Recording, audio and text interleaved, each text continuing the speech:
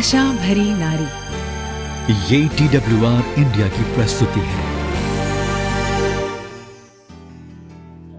सकारात्मक स्वास्थ्य विज्ञान केंद्र के लिए काम करने वाली डॉक्टर जोलेंटा बर्ग का कहना है, खुशी केवल जल्दी समाप्त होने वाली भावना नहीं है। यह हमारे दिमाग और शरीर में कई महत्वपूर्ण परिवर्तनों को आरंभ करती है, जो हमारे शारीरिक और मानसिक स्वास्थ्य में सुधार कर सकते हैं। आनंद हमारी अन्य भावनाओं से बहुत अलग है। यह कुछ ऐसा हासिल करने से संबंधित है जिसे हम लंबे समय से चाहते थे, जिसके परिणाम हमारी अपेक्षाओं से अधिक हों। ट्रांसवर्ल्ड रेडियो के आशा भरी नारी कार्यक्रम में एक और बार आप सभी का स्वागत है। मैं हूँ वाणी और मेरे साथ यहाँ हैं शालिनी जी, और आज हम आपके होस्ट होंगे। हमें बेहद खुशी है कि आप फिर से हमारे साथ हैं। आज हम अवर्णनीय आनंद नामक एक और दिलचस्प और महत्वपूर्ण विषय पर चर्चा करेंगे। परमेश्वर की संतान उससे बहुत सी आशीषें प्राप्त करती है। उनमें से एक बहुत ही खास आनंद होता है। बाइबल में मसीहों को बड़बड़ाना, शिकायत करना, चिंता करना और खींचना मना है। ये विश्राम के जीवन के साथ बेमेल है। इसके बजाय बाइबल परमेश्वर की संतान को हर दिन और हर परिस्थिति में भरपूर आनंद से भरने के लिए प्रोत्साहित करती है। जी हाँ, आनंद को इस प्रकार परिभाषित किया गया है, किसी असाधारण, अच्छे या संतोषजनक कारण से मिलने वाली महान खुशी या आनंद की भावना। यह उल्लासित होना है। अवर्णनीय एक ऐसा आनंद है जिसे शब्दों में नहीं बताया जा सकता। यह एक बड़ी खुशी है। अवर्णनीय आनंद को समझने के लिए आइए एक बार फिर यीशु के जन्म को देखें। मत्ती अध्याय 2 में हमें बताया गया है कि पूर्व से ज्योतिषियों का एक समूह था जो बेथलेहम में मसीहा के जन्म के बारे में जानने के लिए आया था। उन्होंने उसके तारे का अनुसरण किया था। ये नहीं पता कि वे लोग कौन थे। कुछ लेखकों का मानना है कि ये लोग जादुई कलाओं का अभ्यास करते थे या पूर्व के पुरोहित ज्ञानी थे जो संसार के रहस्यों के बारे में खोज करते थे। ये जो भी थे, मत्ती हमें बताता है कि जब उन्होंने तारा देखा तो वे बहुत ही आनंदित हुए। पतरस भी पहला पतरस 1:8 में इस भाव का उपयोग करता है। उससे तुम बिन देखे प्रेम रखते हो और अब तो उस पर बिना देखे भी विश्वास करके ऐसे आनंदित और मगन होते हो जो वर्णन से बाहर और महिमा से भरा हुआ है। मसीह में विश्वास कोई सिद्धांत या ज्ञान विद्या नहीं है। यह सांसारिक मत या आत्म सुधार के बारे में नहीं है। यह एक व्यक्ति के बारे में है। यह एक व्यक्ति पर भरोसा करने और प्यार करने के बारे में है। ये प्रभु यीशु मसीह के बारे में है। आनंद विश्राम का एक कार्य है और इसके लिए बड़ी भावनाओं की आवश्यकता नहीं होती है। आनंद उस मसीह में हमारे बढ़ते हुए विश्वास से निकलना है जिसे हम प्रेम करते हैं। इसलिए मसीह में विश्वासी बड़े आनंद का जीवन व्यतीत कर सकते हैं। कहने का मतलब ये है कि वे न केवल खुश हैं, उनका जीवन बयान ना किए जाने वाले आनंद से भर जाता है। ये एक ऐसा आनंद है जिसका मानवीय शब्दों और भावों में बयान किया ही नहीं जा सकता। परीक्षाओं का सामना करते हुए भी मसीह में सच्चा आनंद छीना नहीं जा सकता। इतिहास ऐसे विश्वासियों के जीवन की गाथाओं से भरा पड़ा है जो परीक्षाओं में भी आनंदित रहे। जब ऐसा लगता है कि हमारी दुनिया बिखर रही है तो हम कैसे खुश रह सकते हैं? बहुत अच्छा प्रश्न है शालिनी जी, और सच कहूँ तो ये एक महत्वपूर्ण और गंभीर प्रश्न है। मैं आपके साथ सौकेता की एक सच्ची कहानी साझा करना चाहूँगी। सौकेता ने एक अवसर पर कहा, सेवकाई में मेरी एक खुशी यह जानना है कि मेरे परिवार के साथ हुई दुर्भाग्यपूर्ण घटनाओं के बावजूद भी हम परमेश्वर के हाथों में हैं। परमेश्वर की सेवा करने से मुझे मसीह में कई दोस्तों, भाइयों और बहनों का एक बड़ा परिवार मिला है। सब एक दूसरे की देखभाल करते और एक दूसरे की मदद करते हैं। वानी, पहले मुझे ये बताइए, सौकिता कौन है? शालिनी जी, सौकिता वो है जिसे परमेश्वर ने आनंद से भर दिया है। उसे राख से एक नया जीवन, आनंदमय जीवन परमेश्वर ने दिया है। शुरू में सौकिता मसीह के बारे में नहीं जानती थी। उसके और उसके पति के 3 बच्चे थे। उनके घर में शांति नहीं थी। उसका पति शराबी था और अपनी पत्नी और बच्चों के साथ मारपीट करता था। इस परिवार का छोटा मोटा कारोबार था। सौकिता का पति फेंट कुछ सामान खरीदकर दूसरे गांव में बेच देता था। एक दिन वह सामान बेचने गया। उसका आखिरी ग्राहक एक ऐसा व्यक्ति था जो परमेश्वर से प्यार करता है, लेकिन फेंट को यह पता नहीं था। क्योंकि बहुत देर हो गई थी, उस ग्राहक ने फेंट को अपने घर में रात बिताने के लिए आमंत्रित किया। उस शाम ग्राहक ने फेंट को परमेश्वर के प्रेम के बारे में बताया। फेंट को गहरा अपराध बोध महसूस हुआ। अगले दिन जल्द ही फेंट घर आया। उसका हृदय आनंद से भरा था। वह सौकिता को यह बताने के लिए इंतजार नहीं कर सकता था कि पिछली रात क्या हुआ था। जब उसने सौकिता को बताया तो उसे विश्वास नहीं हो रहा था कि अब वह अपने पति में क्या देख रही थी। उसने अपने विवाहित जीवन में पहली बार देखा कि फेंट नशे में नहीं था। वह काफ़ी उत्साहित नजर आ रहे थे। फेंट ने परमेश्वर के प्रेम के बारे में बताया जो उसने पिछली रात को सुना था। उसके जीवन में परिवर्तन को देखते हुए उस दिन उसकी पत्नी और बच्चों ने सहजता से अपने हृदय मसीह को दे दिए।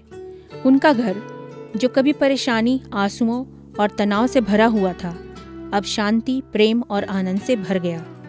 फेंट ने अपने संपर्क में आने वाले सभी लोगों के साथ ईश्वर के प्रेम के बारे में साझा करना शुरू कर दिया, लेकिन उसे इसकी कीमत चुकानी पड़ी। उसे जेल में डाल दिया गया। जेल में भी उसने साथी कैदियों के साथ परमेश्वर के प्रेम के बारे में बताया। उसके एक बेटे की बीमारी के कारण मौत हो गई थी, लेकिन उसने उस अवर्णनीय आनंद को नहीं खोया जिसका उसने अनुभव किया था। फेंट की कैद के समय उनके पास पहले से ही 3 चर्च चल रहे थे, लेकिन उनकी रिहाई के बाद उनकी कड़ी मेहनत और अनुशासन के कारण कलीसियाओं का विकास हुआ। विश्वास और अवर्णनीय आनंद की यह कितनी चुनौतीपूर्ण कहानी है। परमेश्वर जानता है कि हमारे पास हमेशा खुशी और आनंद का समय नहीं होगा, लेकिन वह हमें सभी परीक्षाओं और क्लेशों में आनंदित रहने के लिए कहता है, ये जानते हुए कि परमेश्वर इसे हमारे भले के लिए कर रहा है। यही कारण है कि याकूब 1:2 में लिखता है, हे मेरे भाइयों, जब तुम नाना प्रकार की परीक्षाओं में पड़ो तो इसे पूरे आनंद की बात समझो। ये चीज़ें हमारे विश्वास, आशा, प्रेम, सहनशीलता और धैर्य को परखने का अवसर प्रदान करती हैं और हमें हमारे हृदयों में आनंद प्रदान करती हैं। वाणी, हमारे अवर्णनीय आनंद का आधार क्या है? ये एक बहुत अच्छा प्रश्न है शालिनी जी। प्रेरित पत्रस अपने पत्र के इच्छुक पाठकों को बताता है कि आनंदित होने के अतीत, वर्तमान और भविष्य के आधार हैं। तो वो क्या है? मैं बिल्कुल आपसे साझा करूंगी। आनंदित होने के पिछले आधार थे, आपको पवित्र आत्मा के पवित्र कार्य द्वारा अलग किया गया था, आप पर यीशु मसीह का लहू छिड़का गया है और आप एक जीवित आशा के लिए नया जन्म पा चुके हैं। आनंद मनाने के वर्तमान आधार भी हैं। हम परमेश्वर के अलग किए हुए या चुने गए हैं और हमें विश्वास के द्वारा परमेश्वर की सामर्थ द्वारा रखा जाता है। आनंद के भविष्य के आधार भी हैं। हमारे पास में एक मीरास आरक्षित है। हम उस उद्धार की प्रतीक्षा करते हैं जो अंतिम समय में प्रकट होगा। जी हाँ, अब मैं समझ गई हूँ। बिल्कुल ठीक बात शालिनी जी। इसके साथ साथ आनंद आज के लिए है। इसके उस दिन का इंतज़ार नहीं करना है जब सब कुछ अच्छे ढंग से चल रहा होगा। यह परमेश्वर की इच्छा और आज्ञा है कि हम आज आनंदित हों। प्रेरित पौलुस ने थिस्सलुनीकी में मसीहों को लिखे अपने पत्र में उन्हें निर्देश दिया, हमेशा आनंदित रहो। पौलुस ने थिस्सलुनीकी की नई कलीसिया बनाई थी। यह उन लोगों से बनी थी जो यूनानी रोमी थे, बुत परस्ती से परिवर्तित हुए थे। अब वे मसीह में आए थे। उन्हें सभी परिस्थितियों में आनंदित होना, प्रार्थना करना और धन्यवाद देना था। बहुत से लोगों की यह गलत धारणा है कि खुशी सांसारिक चीज़ों से आती है, लेकिन वे गलत हैं। हाँ वाणी, यह आप बिल्कुल सही कह रही हैं। और इसी बात पे मुझे एक अमीर आदमी और उसके बेटे की कहानी याद आ रही है, जो देहाती क्षेत्रों गाँव की यात्रा करने गए थे। पिता चाहते थे कि बेटा अमीर और गरीब होने के बीच के अंतर को समझे, इसलिए एक दिन वह लड़की को गांव में ले गया। जैसे ही वे वहां पहुंचे, बच्चे ने तुरंत अंतर देखा। उसने देखा कि लोग गरीब होने के बावजूद बहुत मिलनसार थे। उनके पास जो कुछ भी थोड़ा बहुत था उसे उन्होंने लड़के के साथ खुशी से साझा किया। बच्चे को यह बात बहुत दिलचस्प लगी। बच्चा गांव में खेतों में आज़ादी से दौड़ सकता है, लेकिन घर में उसके पास केवल पिछला आंगन ही था जहां वह खेल सकता था। शहर में होने के कारण उन्हें प्रतिदिन भोजन खरीदना पड़ता था, लेकिन वह जिन किसानों से मिला वह अपना भोजन उगा सकते थे। लेकिन उसने जो सबसे महत्वपूर्ण अंतर पाया वह ये था कि गांव में हर कोई एक दूसरे की देखभाल करता था। वे सुखी जीवन व्यतीत करते थे। कुछ दिन के बाद पिता और पुत्र के घर लौटने का समय हो गया था। पिता जानना चाहता था कि बेटे ने अमीर और गरीब के बारे में क्या पता लगाया। पिता ने बेटे से पूछा, क्या तुम उनकी तरह एक गरीब बच्चा बनना चाहोगे? बेटे ने जवाब दिया, नहीं, मैं उनकी तरह अमीर बनना चाहता हूँ। कितनी अच्छी कहानी है ना शालिनी जी। बिल्कुल। खुशी सांसारिक संपत्ति के बारे में नहीं है, यह उस आनंद के बारे में है जो मसीह और अन्य लोगों के साथ आपके संबंधों से आता है। भले ही आप नए से नए गैजेट खरीदते हों और आपकी अलमारियाँ डिज़ाइनर कपड़ों जैसे साड़ी, जीन्स या गहनों से भरी हो, या आप अपनी छुट्टियों में घूमने के लिए दुनिया भर के कुछ बेहतरीन हॉलिडे स्पॉट्स जाते हों, आपकी खुशी अस्थायी है। हाँ वानी, आप बिल्कुल ठीक कह रही हैं। हमारी खुशी अस्थायी है क्योंकि वे खराब हो सकती है या इनकी चोरी भी हो सकती है। बाद में आप नई चीज़ खरीद सकते हैं, लेकिन कुछ बहुत कीमती चीज़ें भी हैं जैसे सुख, परिवार, स्वास्थ्य इत्यादि, जो हमें लंबी अवधि के लिए खुश कर सकती हैं। इसके अलावा पूरे इतिहास में कुछ ऐसी चीज़ें हैं जिन्हें मानव समाज ने महत्व दिया है, जैसे कला, संगीत, शिक्षा, संस्कृति आदि। ऐसा इसलिए है क्योंकि अनुभव हमें सांसारिक चीज़ों की तुलना में अधिक संतुष्टि देता है। कुछ ऐसे अनुभवों के बारे में सोचिए जो हाल ही में आपने महसूस किए हैं। यह दोस्तों या परिवार के साथ पर्वतारोहण का रोमांच या ज़रूरतमंदों की मदद करने में खुद को शामिल करना हो सकता है। ये ऐसी घटनाएं हैं जो हमारे जीवन को समृद्ध करती हैं और हमें आनंद से भर देती हैं। वे हमारे जीवन में खुशियाँ लाते हैं, तो खुशी अनुभवों से आती है, ना कि चीज़ों से। लेकिन सबसे महत्वपूर्ण सवाल ये है कि मेरे अस्तित्व जिंदगी का उद्देश्य क्या है और वो कौन सी चीज़ें हैं जो मुझे स्थायी रूप से खुश कर सकती हैं। ये एक बेहद गंभीर प्रश्न है शालिनी जी, और ये एक ऐसे प्रश्न होते हैं जिनका सभी ने कभी ना कभी सामना किया है। बहुत से लोगों ने अपने जीवन में एक उद्देश्य की तलाश की है। कुछ को सही उद्देश्य मिल गया है, जबकि अन्य गलत दिशा में भटक गए हैं। बाइबल हमें सिखाती है कि हमारे जीवन का उद्देश्य परमेश्वर द्वारा दिया गया है। उसने हमें उसकी महिमा करने और हमेशा उसका आनंद लेने के लिए बनाया है। बाइबल पूरी तरह से ऐसे पदों से भरी हुई है जो इस तथ्य की पुष्टि करते हैं। यहाँ एक पद है जो हमें यह बात समझाता है। रोमियो 11:36 में हम पढ़ते हैं, क्योंकि उसकी ओर से और उसी के द्वारा और उसी के लिए सब कुछ है, उसकी महिमा युगानुयुग तक होती रहे, आमीन। यहाँ 4 बातें हैं जिन पर पौलुस जोर देता है। पहली, सभी चीज़ें परमेश्वर की ओर से हैं। दूसरी, सभी चीज़ें परमेश्वर के द्वारा हैं। इसमें हमारी परीक्षाएं भी शामिल हैं, जिन्हें वह हमारे अनुशासन और अपनी महिमा के लिए अनुमति देता है। तीसरा, सभी चीज़ें परमेश्वर के लिए हैं। इसका मतलब यह है कि सभी चीज़ें परमेश्वर के उद्देश्य और उसकी महिमा के कारण अस्तित्व में हैं। चौथा, उसकी महिमा हमेशा के लिए हो, आमीन। परमेश्वर का वचन हमें आनंद देता है। मैरी कोंडो, एक विधवा और अकेली माँ, ने एक बार कहा था, एक बार जब मैं परमेश्वर के वचन में पहुंच जाती हूँ तो एक बड़ी अदला बदली होती है। मैं परमेश्वर को अपना बोझ देती हूँ और उसका स्थायी आनंद और शांति ले लेती हूँ।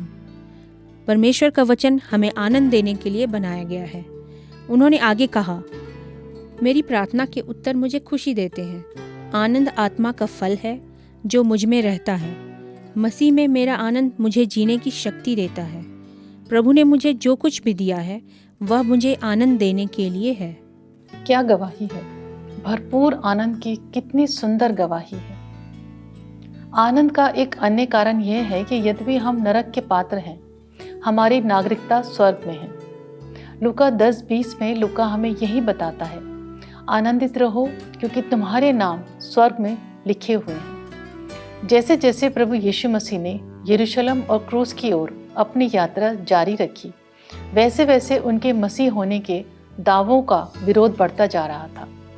उनकी मृत्यु, गाड़े जाने और जी उठने के बाद उनके 12 शिष्यों को पूरे संसार में परमेश्वर के सुसमाचार को फैलाना था। यीशु ने शुरू में 12 शिष्यों को भेजा था। अब वह अतिरिक्त 70 और अनुयायियों को नियुक्त करता है और उन्हें वही अधिकार देता है जो उसने 12 शिष्यों को दिए थे। इन 70 को यीशु के आगे जाना था और उसके लिए रास्ता तैयार करना था। इन शिष्यों के लिए उस कार्य को पूरा करना जो प्रभु ने उन्हें दिया था एक बड़ा सम्मान रहा होगा। परंतु वह उनसे कहता है कि उन्हें और भी आनंदित होना चाहिए क्योंकि उनके नाम जीवन की पुस्तक में लिखे गए हैं। हमारे आनंद में प्रमुख तथ्य यह होना चाहिए कि हमें विश्वास के माध्यम से अनुग्रह द्वारा बचाया गया है और हमारे लिए स्वर्ग में एक मिरास रखी है। परमेश्वर की स्तुति हो कि मसीह में हमारे पाप क्षमा किए गए हैं और हमारे पास अनंत जीवन का वादा है। इस सच्चाई से कि स्वर्ग में हमारे लिए एक मिरास रखी गई है, हम निश्चित रूप से आनंदित हैं। वाने हमारे चरित्र को परमेश्वर के परिवार के योग्य बनने के लिए कैसे ढाला जा सकता है? शालिनी जी, सबसे पहली बात है कि सत्य चरित्र को आकार देता है। हमारी आदत है कि हम जिसे सच मानते हैं उसी के अनुसार जीते हैं। दूसरे शब्दों में, अगर मुझे विश्वास है कि सच बोलना अच्छा है तो मैं अपने इसी विश्वास के प्रकाश में ही रहूंगी। लेकिन हम एक ऐसी दुनिया में रहते हैं जहां हम मेरा सच या आपका सच वाक्यांशों का उपयोग करने वाले लोगों के आदी हो गए हैं। ऐसा लगता है कि जैसे पूर्ण सत्य है ही नहीं। परंतु यीशु ने कहा, मार्ग और सत्य और जीवन मैं ही हूँ। यीशु ने उन यहूदियों से भी जिन्होंने उस पर विश्वास किया था कहा, यदि तुम मेरे वचनों पर बने रहोगे तो मेरे चेले ठहरोगे, तब तुम सत्य को जानोगे और सत्य तुम्हें स्वतंत्र करेगा। वह आपके सत्य और मेरे सत्य के पूरे विचार को मिटा देता है। वह कहता है, मैं सत्य हूँ। वह सत्य का प्रतीक है। उसकी शिक्षाएं सत्य को दर्शाती हैं। दूसरी बात, रिश्ते चरित्र को आकार देते हैं। चरित्र का विकास विश्वासियों की संगति में होता है। यदि आपकी संगति खराब है तो आप एक बुरे व्यक्ति में बदल सकते हैं। इसके विपरीत, यदि आपकी संगति विश्वासियों का एक अच्छा समूह है तो आप एक ईश्वरीय व्यक्ति बनेंगे। तीसरी बात, समस्याएं हमारे चरित्र को आकार देती हैं। हम इस पर पहले चर्चा कर चुके हैं, लेकिन मैं इसके बारे में कुछ और बताऊंगी। किसी को भी समस्याएं पसंद नहीं हैं, मुझे भी नहीं, लेकिन उनका सामना करने में फ़ायदा है। हमें रोमियो 5:3 में बताया गया है, हमें अपनी परेशानियों से भी खुशी मिलती है क्योंकि हम जानते हैं कि ये परेशानियां धैर्य पैदा करती हैं और धैर्य से चरित्र उत्पन्न होता है और चरित्र से आशा उत्पन्न होती है। प्रेरित पौलुस हमें बता रहा है कि परेशानी में फ़ायदा है। वह परेशानी अनिवार्य रूप से चरित्र को आकार देती है या चरित्र पैदा करती है। मुसीबतें यहूदी शब्द से आया है जो दबाव, पीड़ा और उत्पीड़न से जुड़ा है। दूसरे शब्दों में, यह लंबे समय से चली आ रही परेशानी है। अब आखिर में चौथी बात, शिक्षा देना यानी कि सिखाना आपके चरित्र को आकार देती है। आप अपने आप वहाँ नहीं पहुँच पाते जहाँ आप खुद जाना चाहते हैं, पर एक कोच की मदद से आप ऐसा कर सकते हैं। यही कारण है कि पौलुस तीमुथियुस से कहते हैं, और जो बातें तूने बहुत गवाहों के सामने मुझसे सुनी हैं उन्हें विश्वासी मनुष्यों को सौंप दे जो औरों को भी सिखाने के योग्य हों। पौलुस ने तीमुथियुस को कई चीज़ों की शिक्षाएं दी, जैसे चरित्र, यीशु के साथ संबंध, समस्याओं से कैसे निपटना है, कठिन लोगों से कैसे निपटना है आदि। पौलुस तीमुथियुस का प्रशिक्षक था। एक पल के लिए सोचिए, हमारे खिलाड़ियों के पास विभिन्न प्रकार के कोच प्रशिक्षक हैं। इनमें रक्षात्मक से लेकर आक्रामक कोच और फिटनेस कोच शामिल हैं। टॉम ब्रैडी के पास क्वार्टरबैक कोच था।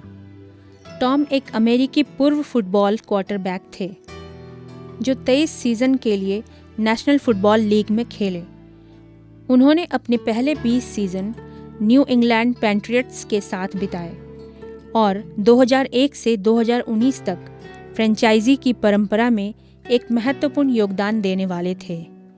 जब आप अभिनय के बारे में सोचते हैं तो महान अभिनेता टॉम हैक्स के पास भी एक अभिनय कोच था। टॉम को उनकी हास्य और नाटकीय दोनों भूमिकाओं के लिए जाना जाता था। वह दुनिया भर में सबसे लोकप्रिय और पहचाने जाने वाले फिल्मी सितारों में से एक हैं। उन्हें एक अमेरिकी संस्कृति का प्रतीक माना जाता है। हैंक्स की फिल्मों ने उत्तरी अमेरिका में 4.9 बिलियन डॉलर से अधिक और दुनिया भर में 9.96 बिलियन डॉलर से अधिक की कमाई की है। अब मुझे समझ में आया कि कैसे सच्चाई, रिश्ते, समस्याएं और प्रशिक्षण हमारे चरित्र को आकार देते हैं।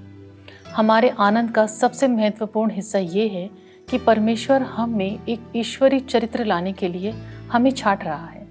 जैसे कि याकूब हमें पहले अध्याय में बताता है कि जब हम नाना प्रकार की परीक्षाओं में पड़ें तो इसे पूरे आनंद की बात समझें, यह जानकर कि हमारे विश्वास के परखे जाने से धीरज उत्पन्न होता है। जब धैर्य का अपना उत्तम कार्य उपयोग में आता है तो पूर्णता के माध्यम से हम कुछ भी नहीं चाहते। वास्तव में मसीह के लिए कष्ट उठाना मेरे लिए अवर्णनीय आनंद ला सकता है। इसमें कोई आश्चर्य नहीं कि पतरस कहता है, पर जैसे जैसे मसीह के दुखों में सहभागी होते हो, आनंद करो जिससे उसकी महिमा के प्रकट होते समय भी तुम आनंदित और मगन हो। आप जिस भी घटना, परिस्थिति और दशा का सामना करते हैं वह उस परमेश्वर के पूर्ण और मुख्य नियंत्रण में है जो आपसे प्यार करता है। पवित्र शास्त्र से इन अद्भुत अंतर्दृष्टि को सुनने के लिए धन्यवाद। क्या आप यीशु में विश्वास करते हैं? क्या आप उससे प्यार करते हैं? यदि करते हैं तो आप उसकी आज्ञाओं का पालन करोगे और जो वह कहता है वह करोगे। यीशु हमारे अवर्णनीय आनंद का स्रोत है। ईश्वर आपको अपने दिलों में इस गहन आनंद का अनुभव करने में मदद करे। आइए हम लोग प्रार्थना करें।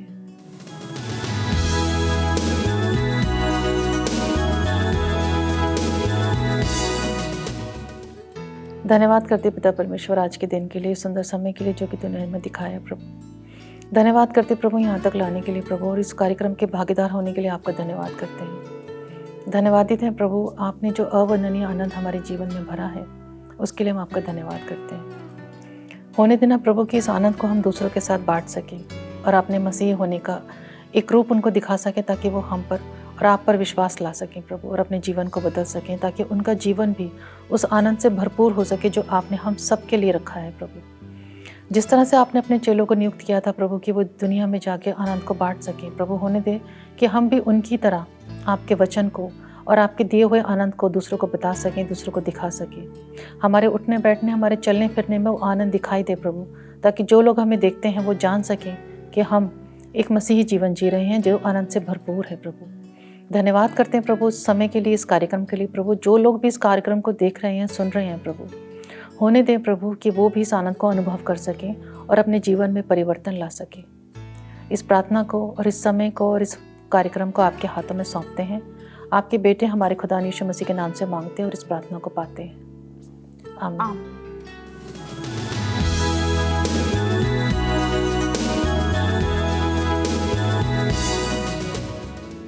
तो अगर आपको आज का कार्यक्रम पसंद आया हो तो स्क्रीन पर आ रहे नंबर पर हमें मिस कॉल ज़रूर दीजिए। आज के लिए बस इतना ही, लेकिन अगले सप्ताह हम फिर से आपसे ज़रूर मिलेंगे। प्रभु आपके साथ रहे।